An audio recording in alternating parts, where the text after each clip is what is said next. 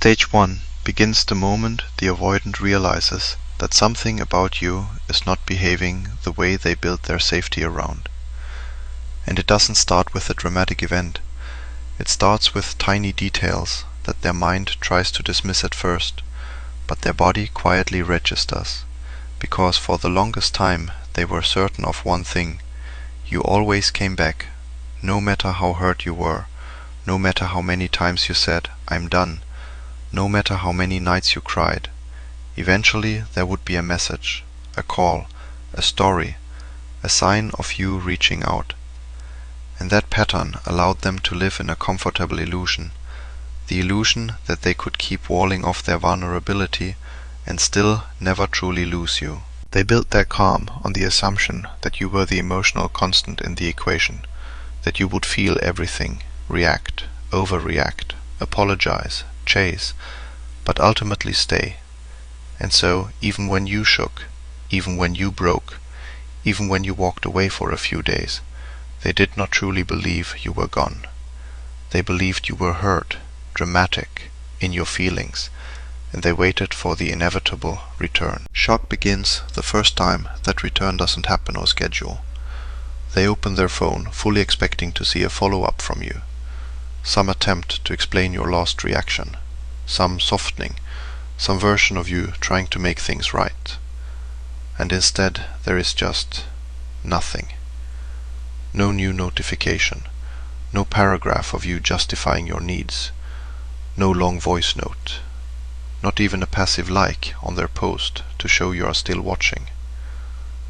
At first they tell themselves you're just busy, that you're sulking, that this is just another cycle. But they still check, they still refresh, they still glance at the screen more than usual, because the absence feels different this time.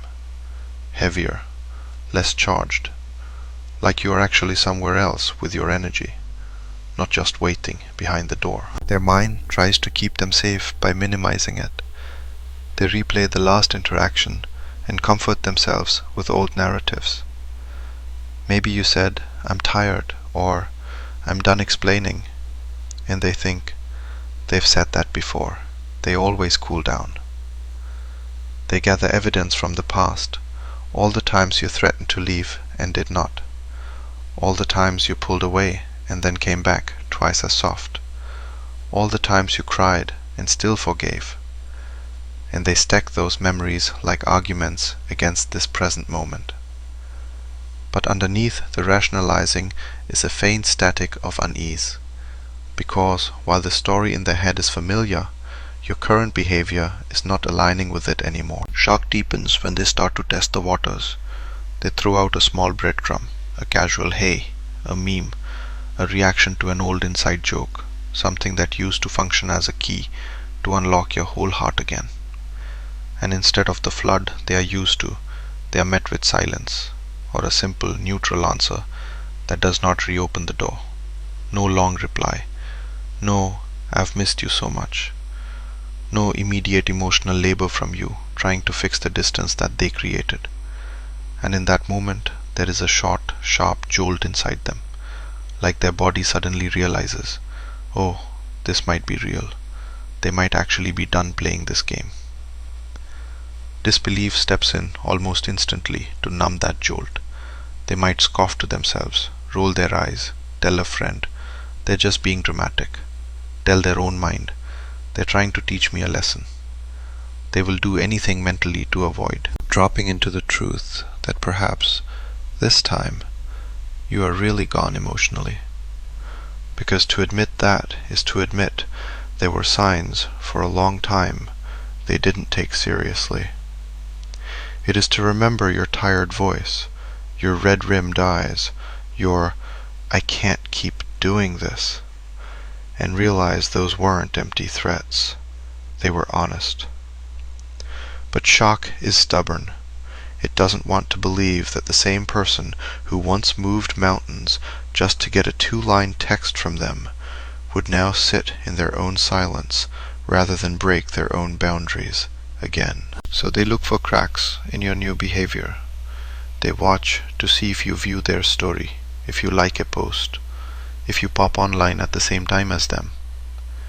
They overanalyze minor signals the way you once did with theirs, because they are desperate to prove to themselves that the old pattern is still alive, that somewhere behind this new distance is the same you who can't stand not being understood, who can't stand unresolved tension, who can't stand feeling disconnected.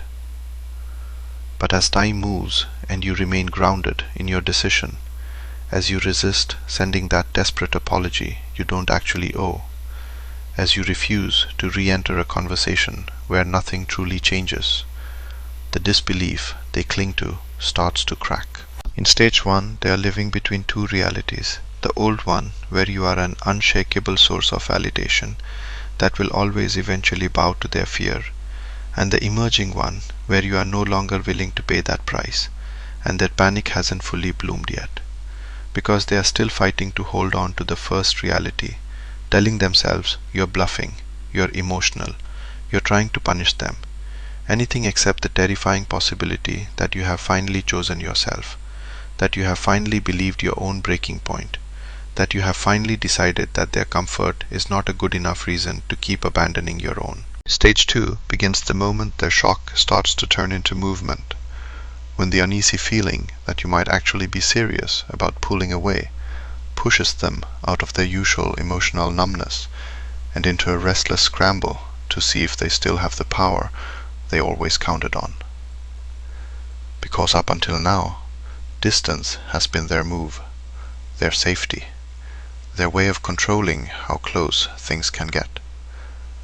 But suddenly, they are the ones feeling distance they didn't choose, and that flips their whole nervous system upside down. They start testing, almost instinctively, the way you once tested them. But their tests look different. Instead of saying, "We need to talk," they send a casual, "Hey," at a random time. Instead of owning what they did, they drop a meme, a song, an inside joke, something light that carries a hidden question underneath it. Are you still mine? Do I still matter enough for you to break your silence? Will you rush to bridge this gap like you always used to? It's not just a message, it's a probe, a way to check whether the old rules of the game are still in place. When your response doesn't match the old script, when you take hours to answer, or reply with a simple, grounded sentence, or don't respond at all, their system doesn't know what to do with that, because they were used to your energy erupting at the slightest nudge. One word from them used to unlock an entire universe from you. Your heart would pour out in paragraphs, your anger, your love, your confusion, your longing. And even when those emotions were messy, they were proof that you were still anchored to them, still invested, still reachable. But now the breadcrumb lands, and the explosion never comes. Just a quiet, steady nothing, and that nothing is louder to them than any argument you've ever had. The scramble builds from there. They might start watching your online status, checking if you're active and choosing not to talk to them. They might reread old conversations, trying to rewind mentally to the moment where they think they lost control of you. They might send another message, slightly more vulnerable. "Hey, you good?" Or, "You've been distant," as if they are the confused one, reversing the roles you both know you played for so long. And still, if you hold your boundary, if you resist slipping back into over-explaining your feelings just to soothe their confusion, they feel their usual tools failing in their hands. Restlessness becomes physical now. They may find themselves checking their phone more than usual, refreshing, hoping to see your name pop up the way it always used to. They may talk to others about you in a dismissive tone. They're acting weird. They're being dramatic. But internally, they are unsettled, because the old reassurance, "they'll come back, they always do," no longer feels like a certainty. It sounds more like a hope. And that difference is terrifying. In this stage, they might escalate their tests, throw in a slightly emotional line, "I miss talking to you," or a nostalgia trigger. "Remember when we..." Because they know, or thought they knew, the buttons to press to wake up your heart. They've seen how your eyes soften when they show the smallest hint of vulnerability, how quickly you move toward them when they invite you into their inner world. So they offer just enough feeling to see whether you'll slip back into your old role, the healer, the explainer, the one who says, "Are you okay? What's going on? Talk to me."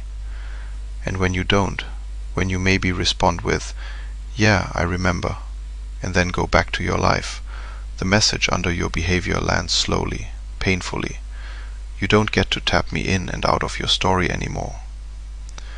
The scramble is not just about you, it's about them trying to rescue their old self-image, the one where they believed they could keep people at arm's length and never pay the full price. The one where they told themselves they weren't that bad, because if they were, you wouldn't still be there. They built their idea of themselves as a good person, partly on your refusal to leave. So when you stop doing the emotional gymnastics, they're not only losing their favorite source of comfort, they're losing the evidence they used to justify their behavior to themselves. This is why they may suddenly comment on your posts, react to your stories, or randomly show up after a long silence with a burst of attention. They're trying to recreate the old energetic leash, send a signal out and feel you tug back. But your inner work is starting to show now. You see the pattern and you don't bite the hook the way you used to.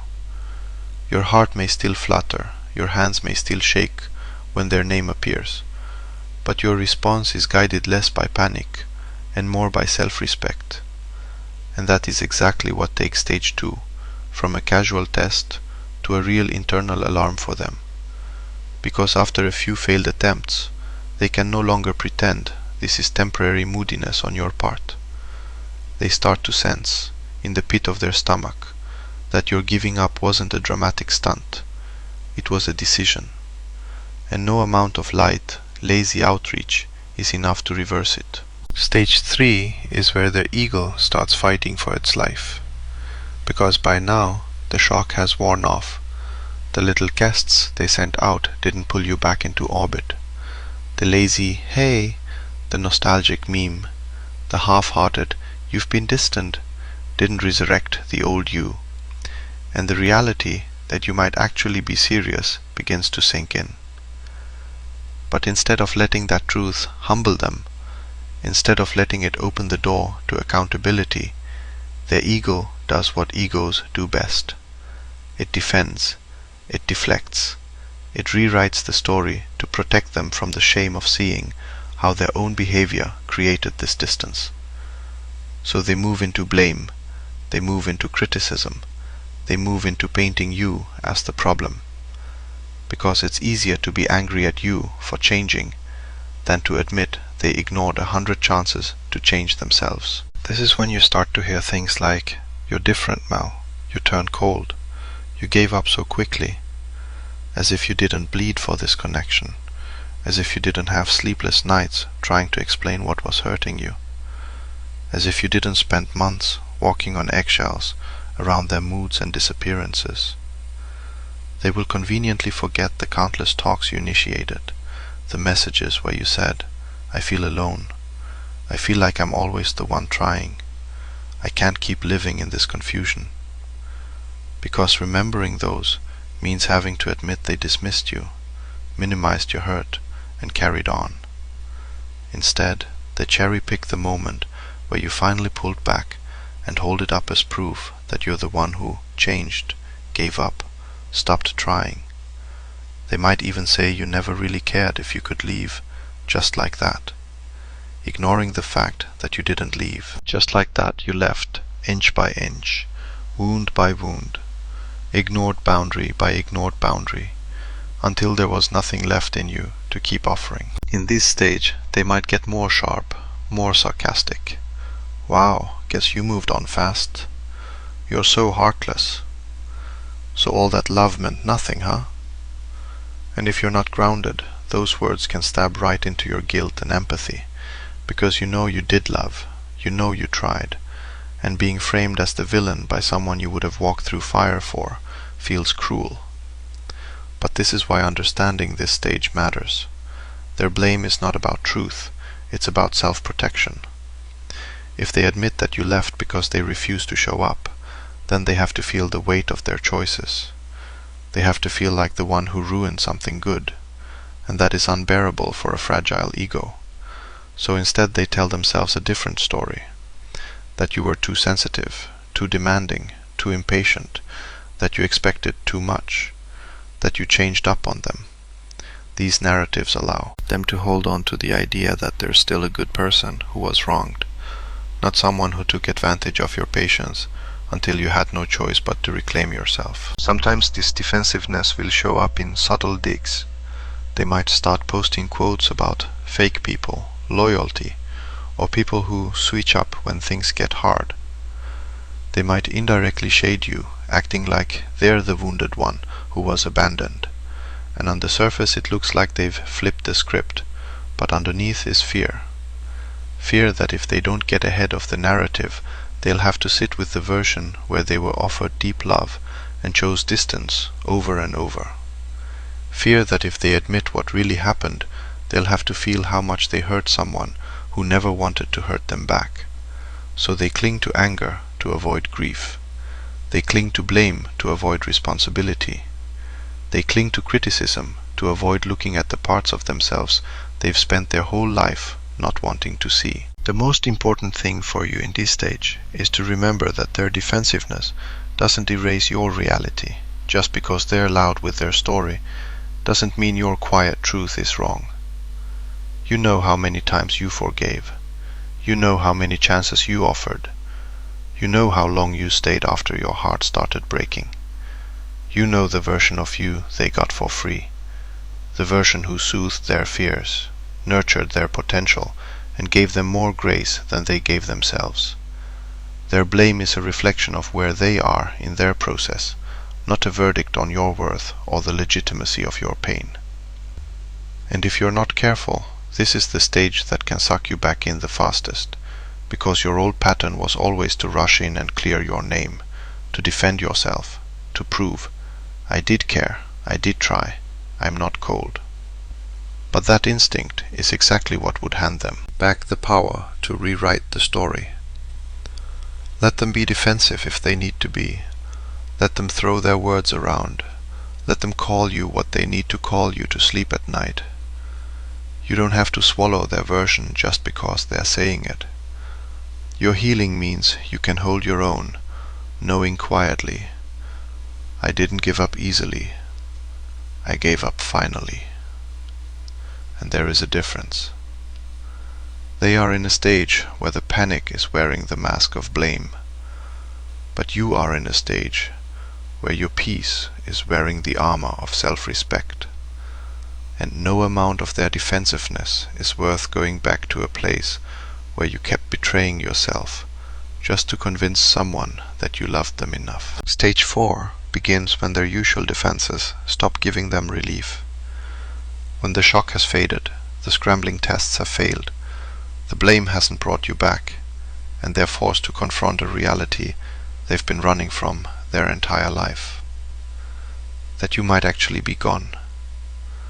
Not in a petty, I'll ignore you for a week way, but in a deep, nervous system way, where your body, your heart, your spirit have started to detach from them as your emotional center.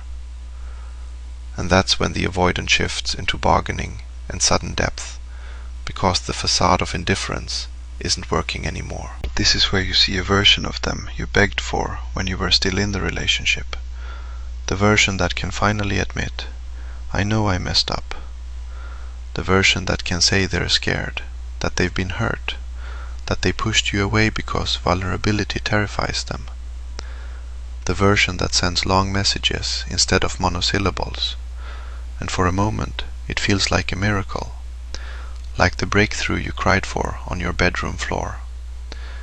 But you have to understand what is really happening inside them in this stage, so you don't confuse a surge of emotion with a stable foundation. Bargaining is the mind's attempt to rewrite the ending without having to rewrite the character.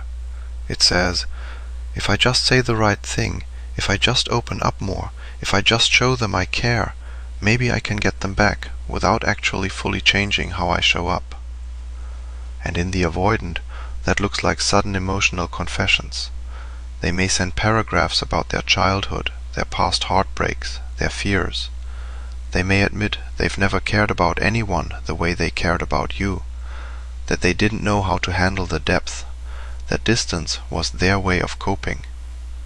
They might finally echo the very words you once said. I was scared. I felt overwhelmed. I didn't know how to be close without losing myself. And hearing them say what you knew all along can feel incredibly validating, because for so long you were made to feel like you were imagining the emotional undercurrent. Now they're naming it. You might see them apologize more clearly than ever before, not just, sorry you feel that way, but, I know I hurt you. I know I took you for granted. I know I pushed you too far. And those admissions are real on some level. They are not robots. They do feel guilt. They do feel loss. They do, in this moment, recognize that they mishandled something precious. But the key question is, what is the engine of this depth? Is it powered by a desire to become a different kind of partner, or by a desperation to stop feeling the consequences of who they've been? Because bargaining is often less about transformation and more about relief. If I can just get you back, I won't have to sit with this emptiness, this shame, this silence, this proof that I pushed away the one person who truly saw me. In this stage, they may suggest specific deals. Can we just start over? Can we just be friends? And see where it goes. Can we talk one last time for closure? Each of those offers might be sincere in the moment, but there are still negotiations, attempts to get some version of you back in their life without clearly articulating what structural changes they are willing to make in themselves. They want you back in the building, but have they actually revised the blueprint? Or are you walking into the same house with freshly painted walls, new words, and the same shaky foundation? Their sudden depth can also come from fear of replacement. They may start asking if you're talking to someone new, if there's someone else, and frame their panic as love. I can't stand the thought of you with anybody else. But jealousy is not commitment. Possessiveness is not emotional safety. Wanting you when they imagine losing you is not the same as wanting to do the daily work of making you feel chosen when you're right in front of them. For you, this is the most dangerous stage, because bargaining and sudden depth target the exact wounds you've been carrying, the part of you that wanted them to understand, the part of you that stayed because you believed, if they could just be honest, everything could be different. Now they're finally honest, and your heart leaps, but your healing asks a harder question. Can they sustain this honesty when the panic subsides? Can they stay present when you're no longer slipping from their grip? Can they show up with effort on a Tuesday afternoon when there's no crisis, no threat, no silence forcing their hand? Stage 4 is powerful because it shows potential. But potential isn't enough anymore. Not for the version of you who has learned what it costs to live on hope, while reality stays the same. You are allowed to acknowledge their depth, to appreciate their vulnerability, and still say, words are not the proof. Time, consistency, and changed behavior are. And if they are not willing to walk that longer road, then their bargaining, no matter how poetic, is still just another way of trying to pull you back into a story that your soul has already outgrown. In this final stage, the avoidant is no longer just confused or defensive. They are sitting inside the full weight of what they've done, and regret starts to wrap around them in ways they never anticipated. Because for so long they believed they could outrun consequences with silence, with distractions, with "that's just how I am." But now, with your energy no longer cushioning their choices, there's nowhere else for that awareness to go but inward, and it doesn't feel good. It feels like a sharp, quiet ache that follows them into places where they once felt comfortable and in control. They start replaying the moments they brushed off, The conversations where you tried to explain your hurt. The nights you said, "I can't keep doing this," and they dismissed you as too sensitive. Those memories don't look dramatic anymore. They look like flashing red warning lights they ignored until the bridge finally collapsed. And the realization that they had something rare, soft, loyal, and real, and lost it through their own emotional laziness, hits them in waves they can't fully turn off. Regret quickly turns into obsession, not always in a dramatic movie-style way. Sometimes it looks like them constantly checking your online status, scrolling your profile late at night, rereading old conversations, zooming in on your photos, noticing every little change in your captions, your energy, your eyes. They're looking for signs. Are you as gone as you seem? Are you happy? Are you hurting? Are you thinking about them? They want to know where they stand in your mind, because they no longer know where they stand in your life. They may stalk quietly, without reaching out, because reaching out risks rejection. Or they may reach out repeatedly, trying to open small doors, sending songs, memories. "I was just thinking about you," hoping to pull you back into that place where your world revolved around them. But underneath every message, every view, every late-night check is the same anxious question. Did I just permanently lose the one person who truly loved me? This is also where the fear of replacement digs its claws in, because until now, they've held on to an unspoken comfort, the idea that you are theirs in some way, that no matter how bad things got, no one else could ever take up the space in your heart that they did. But as time passes, and you stay firm in your new boundaries, as your glow slowly returns, as your posts, your energy, or simply your silence show signs that you are rebuilding your life, without them as the center, their ego begins to panic in a new way. They don't just fear losing you, they fear someone else getting the version of you they squandered. They imagine you smiling at your phone with someone else, laughing the way you used to laugh with them, offering your softness, your understanding, your depth to someone who actually meets you there. And that vision eats at them, because it holds up a mirror to the truth they've tried to avoid. That they had the opportunity to be that person, and chose their comfort, their fear, their avoidance instead. In their mind, they start to compare themselves with whoever might come next, even if they don't know a name or a face. They compete with the idea of the one after me, and in that comparison they feel small. Not because the new person is better, but because they know, deep down, how little effort they gave, how often you begged for crumbs and they still withheld them, how much you carried while they coasted. The fear of replacement is really the fear of being revealed. Revealed as the one who had the greatest chance and did the least with it. Revealed as the person who taught you everything you won't tolerate ever again. Revealed as the chapter that hurt so much it forced you to level up into someone they're no longer qualified to stand beside. From your side, this stage can be confusing if you are not grounded, because their energy can become intense.